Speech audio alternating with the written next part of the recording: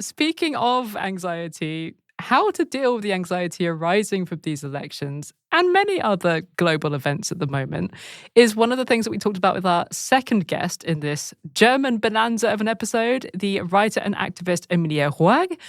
Emilia has made a bit of a splash recently with a book that she wrote called Lieben, or Loving.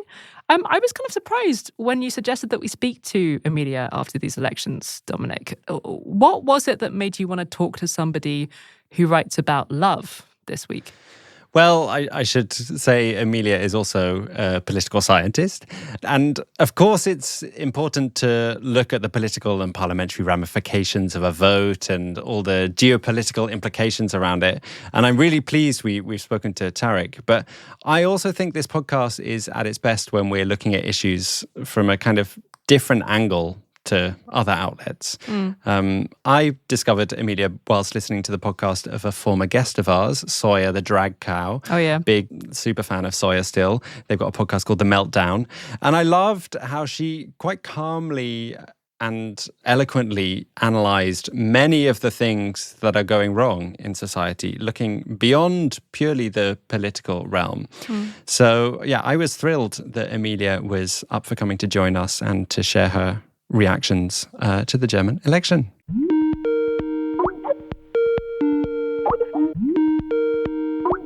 Emilia, thank you so much for joining us today. Thank you so much for having me. So we are speaking to you on Monday, the day after the elections in Germany.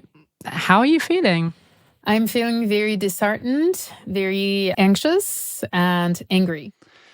Was it kind of a feeling and a set of results that you expected, or is there any surprise in how the results are or how you're responding to them? No, I'm not surprised at all. Actually, I've been preparing for this for months. And yet when it really happens, when it becomes reality, when there's no little escape door for me to, imagine another outcome, then it hits differently. So I guess this is what happened yesterday. And I saw it and I was like, okay, what is it going to change for us, for our lives, for our feeling of safety, for, the planning of the future? There are a lot of consequences.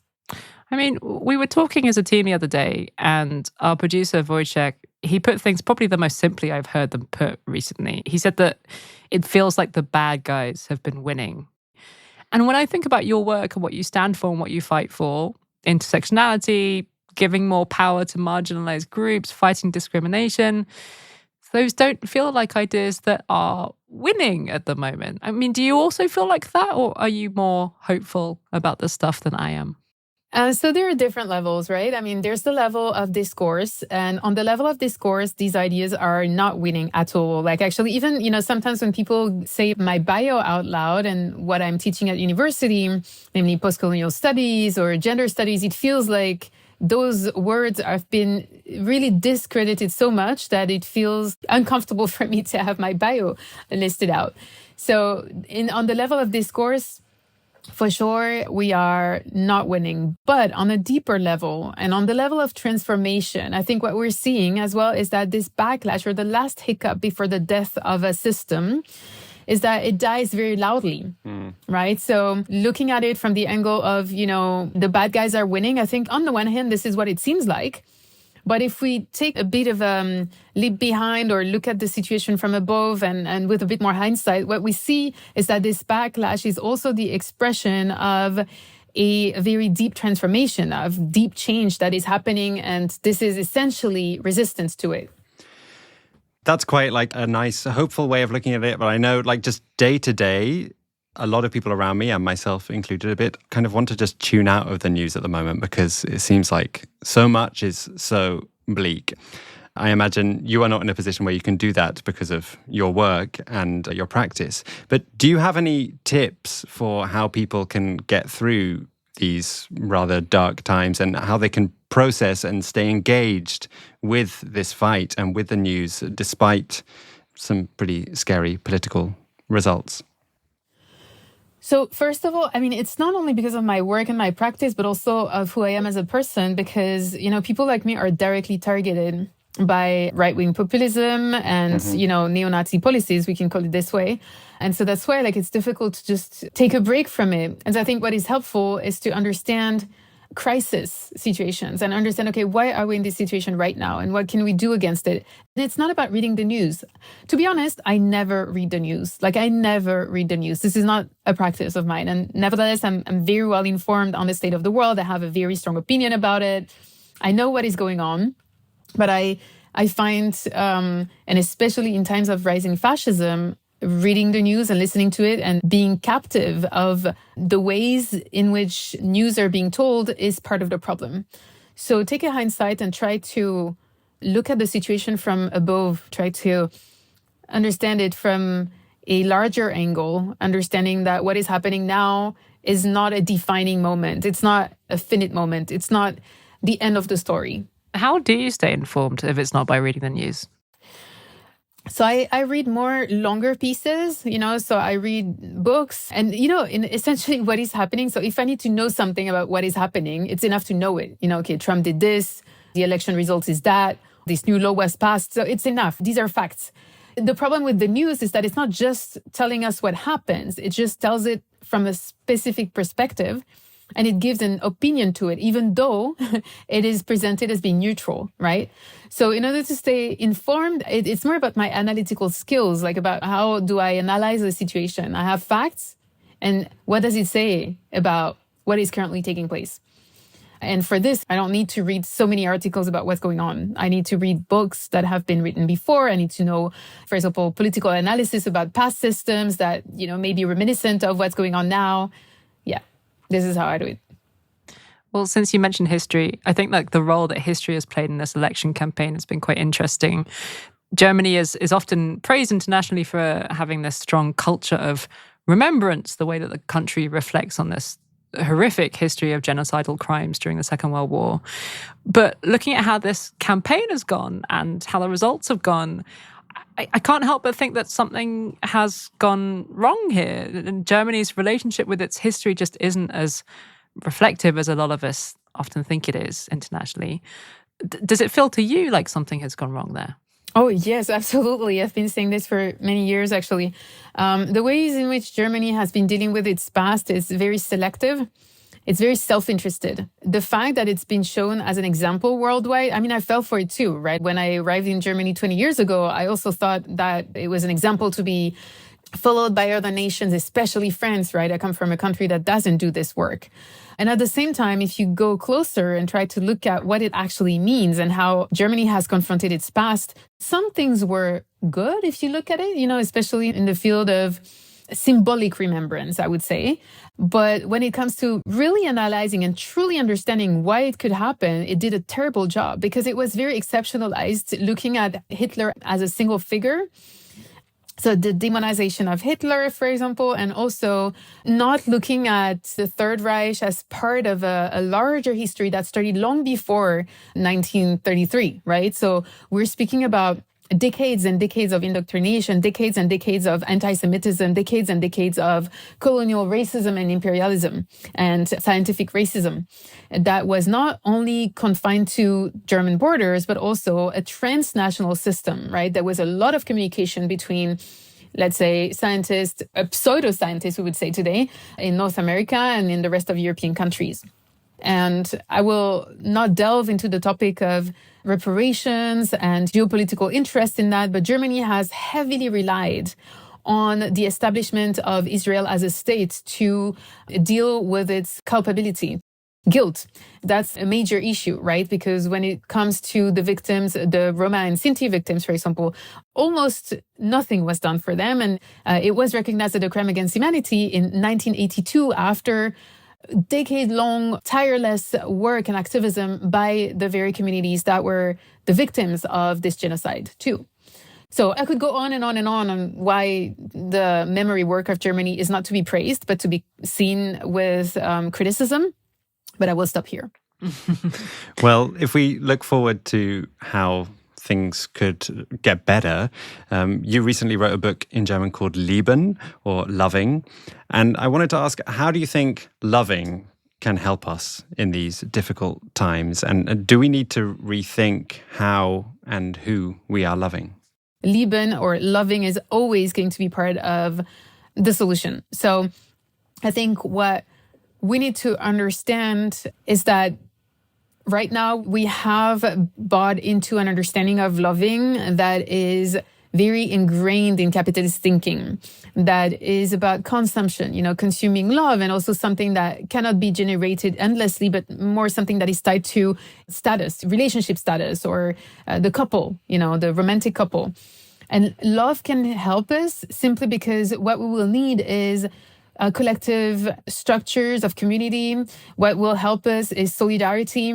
And in that sense, when we see that the state is going to be a source of tremendous violence and is already a source of tremendous violence, if we look at migrants dying at sea as an example, then the people who are currently helping them are fueled by love, right? And by the desire to help, by the desire to recognize our shared humanity, by the desire to recognize that we cannot be free if not all of us are free. I think, a new way of looking at love as a generative force, as something that can generate power for our collective liberation. I watched an Instagram video that you posted the other day where you said that electoral politics is not the solution to everything that's going wrong right now. What did you mean by that? And if electoral politics isn't, the main part of the solution or the solution full stop, then what is? So electoral politics was a system, or is a system, that served us for many decades and was necessary in the evolution of our governance systems. But currently, we can very clearly say that it has reached a point where it is no longer serving the interest of the majority, even though to date, we don't have a better system. We think we don't have a better system to make democratic decisions. But what we can see is that it is so deeply ingrained in a capitalist logic and mesh with capitalist interests and also self-interest. Party politics is very far away from representing democratic interest. We see that a lot of decision-making that is taking place is not really aligned with what people actually want. If you would ask people, okay, do you want war? Do you want a few people to have most of the wealth in the entire world and other people to starve? I believe in the good in humanity. And so that's why I think this system is reaching a point of no return where collectively we will come to the conclusion that no, it is not the system that can better serve us. I think through this system, automatically we're giving a lot of power to elected politicians and thinking that we don't have power anymore. And I think that's something we need to reflect on and understand, that authoritarianism is being implemented exactly because we have so much power. Maybe realizing this can be empowering as well, to know that it's not because the elections turned out this way that it's the end of the world, and we don't have to accept it. And I know that it's difficult in a country like Germany, a country that is not revolutionary, a country that has such a hard time disobeying and standing up against power. Yeah, it is a difficult thing to grasp, actually, or at least to embody. You've written that one of the problems with the times that we live in is our obsession with control and predictability and not knowing the future. I think I'm one of those people who is especially anxious about the state of the world right now, specifically because the future feels so unknown, maybe more than it ever has done in my adult lifetime. This is perhaps a slightly needy question, but how would you advise me to deal with that? So anxiety is a somatic experience, even if we feel like it all happens in our heads, but nevertheless, it just makes us very tense in our bodies. And so something that I practice, I'm also very worried, right? It may sound like I have everything under control and that, I'm not addicted to certainty. I am very addicted to certainty too, right? So this is something I practice myself. And it's really to anchor yourself in the present, because what only matters now is the present. At the same time, of course, we can make decisions geared towards the future, but most of our anxiety is very unproductive, right? It's not helping us make constructive decisions for the future. It's not helping us anticipate danger. It's just paralyzing us, right? So what I do is really anchor myself in the present. And I do that by very simple things. When I feel that I start worrying, it's really about really focusing on everything I do in the here and now. okay, what can I do now? What is my situation right now? What is the current danger? What is a danger that is rationally explainable and not something that I anticipate in the future? And so you have different methods of doing this. For example, looking at 3 things you can see, 2 things you can smell, 1 thing you can taste, like all of those things of somatic practice that anchors you in the present. That feels like really good advice. I need to get much, much better at this. I'm so bad at this stuff. Yeah. Yesterday, there was a moment of sun and I was out in the garden and just focusing on the plants. And it was the first time I'd felt really calm in my head for weeks with all the chaos going on. I thought, okay, this maybe isn't helping the bigger picture, but I'm at least helping this bit of land, and some bugs are going to be happy. Like sometimes we have to focus on the small things. Exactly. Yeah. Mm-hmm. Not to sound too negative, Dominic, but your ability to do this more often, doesn't that depend on the sun actually coming out in the Netherlands? It's true. I should move somewhere else. That's probably the answer. Anyway, Emilia, thank you so much for joining us today. Thanks very much. Thank you so much, Emilia.